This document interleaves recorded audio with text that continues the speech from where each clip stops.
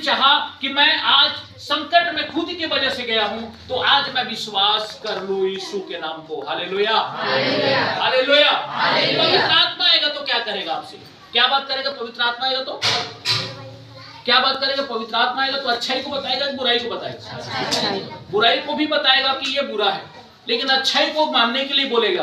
पवित्र आत्मा का काम है कि यीशु मसीह जब धरती से स्वर्ग गया, मतलब वहां गया, तो उन्होंने एक नियम कानून कायदा बनाया कि मैं जाऊंगा तभी तो वो आएगा। मतलब पहला काम परमेश्वर का था, दूसरा काम पुत्र का था, तीसरा काम पवित्र आत्मा का था, जो पूरे संसार में क्या हो फैला हुआ है। जो हल्ला करेंगे ना उसको वो रूम में बांध कर। कार्य क्या है? आपको ये बताना चाहता है पवित्र आत्मा के द्वारा कि आप कभी पाप ना करें। आपको ये बताना चाहता है कि आप सुबह उठकर क्या करें? प्रार्थना करें। पवित्र आत्मा ये बताना चाहता है कि आप क्या करें? पवित्र आत्मा ये बताना चाहता है कि आप क्या करें? कि उठ करके इसका धन्यवाद करें। पवित्र आत्मा ये बताना, आज कैसे भक्त अच्छाई को बताता है, बुराई को छोड़ने के लिए कहता है। पवित्र आत्मा ये बताता है कि आपको समस्या क्यों हुई। पवित्र आत्मा ये बताता है कि आपके लिए अच्छा क्या है। पवित्र आत्मा ये बताता है कि यीशु मसीह कौन है। पवित्र आत्मा ये बताता है कि आपके जीवन में यीशु मसीह का महत्व क्या है। पवित्र आत्मा ये बताता है कि यीशु मसीह मुर्दों में से जी उठा है। पवित्र आत्मा ये बताता है कि आपके जीवन के लिए कौन सा समय, कौन सा घड़ी आएगा। उस बात को भी बताता है कि आप कब परमेश्वर को महत्व देंगे। इस बात को भी बताता है कि आपको किस कहां तोड़ता है, कहां मरोड़ता है, कहां क्या करता है। वो सारी चीज पवित्र आत्मा आपको गाइड करता है। हालेलुया, बोलो यीशु प्रभु की जय। पवित्र आत्मा आपको ये भी बताता है मेरे प्रियो कि जब कोई व्यक्ति आपको पाप पे ढकेलने की कोशिश करता है, उसी वक्त आपको पवित्र आत्मा बताता है कि ये व्यक्ति परमेश्वर की ओर से नहीं, शैतान की ओर से है। बोलो यीशु प्रभु की जय। कितनों ने उस पवित्र आत्मा की बात को सुना क्या? किसी ने? किसने सुना है कि मुझे आज के बाद झूठ नहीं बोलना है? किसी ने सुना उसके बाद को?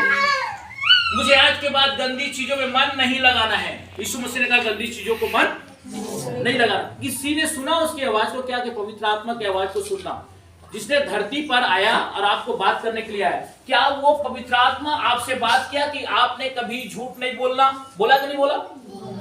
यीशु मसीह का वचन यही कहते हैं कि आप कभी झूठ ना बोले, लेकिन हम झूठ बोलते हैं। आपको कभी परमेश्वर की वचन ने ये नहीं बताया कि गाली नहीं देना है? हा? बताया कि नहीं बताया कि गाली नहीं देना है, लेकिन आपने उसके बात को सुना क्या? पवित्र आत्मा की बात को आपने नहीं सुना। ठीक है, आपको कभी उस पवित्र आत्मा ने ये भी मना किया होगा कि आप दूसरे के लिए गड्ढा मत खोदो, अपने हित की नहीं दूसरे के हित की भी चिंता करो। क्या आपने उसकी आवाज को कभी आपने सुना?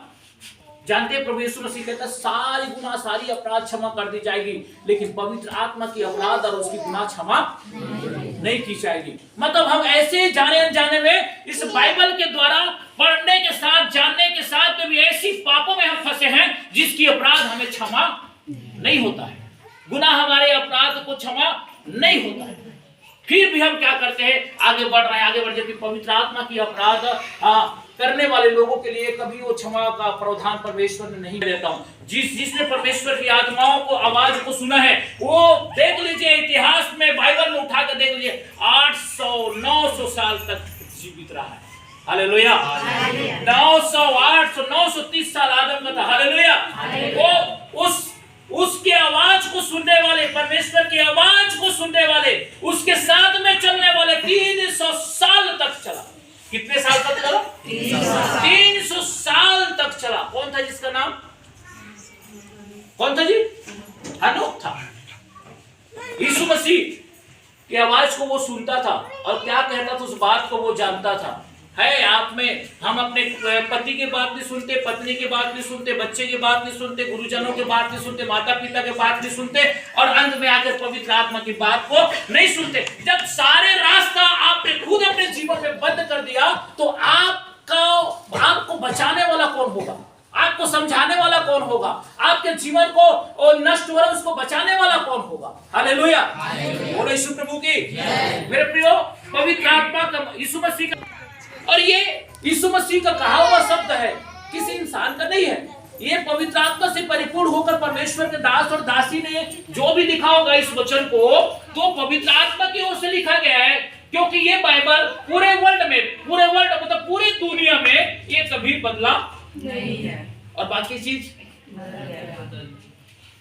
छत्तीसगढ़ में अलग पुस्तक भी है, बाकी चीज की छत्तीसगढ़ में अलग, मध्य प्रदेश में अलग, आंध्र प्रदेश में अलग, आने ठीक है, आने भैया। लेकिन ये बाइबल आपको कभी भी बदलते हुए आपको नहीं मिलेगा। पूरे वर्ल्ड में, पूरे दुनिया में आपको ये वचन यीशु मसीह का कहा हुआ आज यहाँ पर बोला है ना, बोलते हैं बोली में, किसको आराधना करता है बोली में यीशु मसीह ने जिंदा किया लाजर को। किसने जिंदा किया? किसने जिंदा किया? बोली में यीशु मसीह ने किसको जिंदा किया? लाजर को। नीति वचन कहता है मेरे पुत्र मेरी आज्ञाओं को मान तो इससे तू क्या करेगा?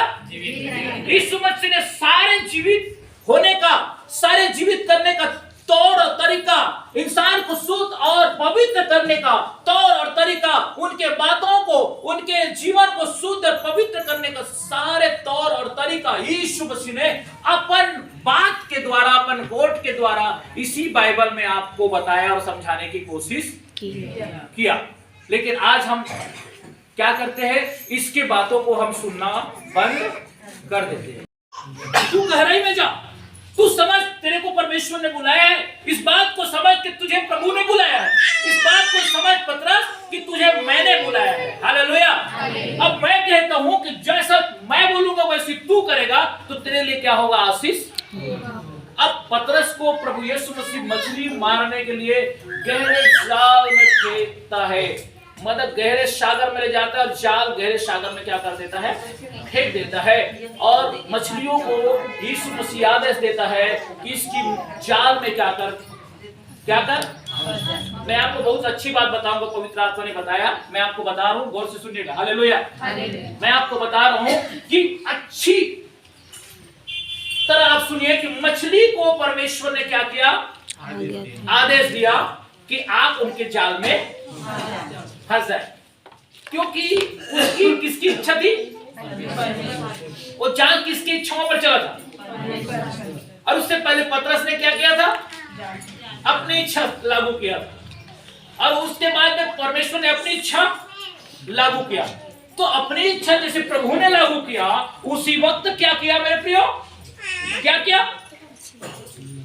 मछली क्या हो गई? उसकी बातों को सुन लिया और उसके जाल में, क्योंकि उसको बुलाया किसने था? उस मछली को पता है कि उसको पता है कि मुझे प्रभु ने बुलाया, लेकिन इंसान को नहीं पता कि मुझे परमेश्वर ने बुलाया। एक जंतु को, जीव जंतु को पता हो गया कि मुझे उद्धारकर्ता ने बुलाया, सृष्टि के रचने वाले ने बुलाया, मुंह से बोलने वाला कि मछली बन जा। उस मछली को समझ में आ गया, उस मछली जो पानी में तैरता है, जो बाहर निकलते साथ मर जाती है, उसको पता चल गया कि मुझे यीशु मसीह ने बुलाया है, मुझे जाना ही पड़ेगा और मैं जाऊंगा। ऐसे कहकर क्या हो गया? वहां पर क्या हो गया मेरे प्रियो? वो मछलियां पतरस के जाल में फंस गया। हालेलुया। उसके साथी के भी क्या हो गया? नाव जो है भर गया मेरे प्रियो। लेकिन इंसान को नहीं पता कि वो आज प्रार्थना करने के बावजूद उसे ये नहीं पता कि उसकी बुलाहट परमेश्वर ने उसको क्यों बुलाया है। हालेलुया। उस मछली को पता है कि मुझे यीशु ने बुलाया, लेकिन एक इंसान को नहीं पता कि उसे यीशु ने बुलाया। इसलिए नहीं पता क्योंकि उन्होंने कभी प्रभु यीशु मसीह को अपना परमेश्वर माना ही नहीं है। उसको बस चंगाई मिल जाए, छुटकारा मिल जाए और हमें रुपये मिल जाए, पैसा मिल जाए, धन मिल जाए, दौलत मिल जाए, बीवी मिल जाए, बच्चे मिल जाए, ये सारी चीज को क्या कर ले? हमें मिल जाए। यीशु मसीह हम आपको जानते नहीं कि आप हमें कब मिले थे। हालेलुया। बहुतों का ऐसा हाल है, उसको नहीं पता। इसलिए यूहन्ना पहला कुरिन्थी उसका 15:19 यही कहता है, अभागे हैं वो मनुष्य जो मसीह में रहकर इसी जीवन की कामना करते हैं। अभागे हैं वो लोग जो मसीह में रहकर इसी जीवन की कामना करते हैं। प्रभु ने साफ शब्दों में कहा पौलुस की कुरिन्थी में। हालेलुया। हालेलुया। जरा सोचो कि आपने किस में, पवित्र आत्मा की बात करो ना, आपने आवाज सुनने के बावजूद भी आपने काम नहीं किया, लेकिन मछली सुनने के बाद में उसका काम कर दिया। तो आप मछली से भी क्या हो? क्या होती मछली से, जिसे आपको अधिकार दिया। जरा सोचो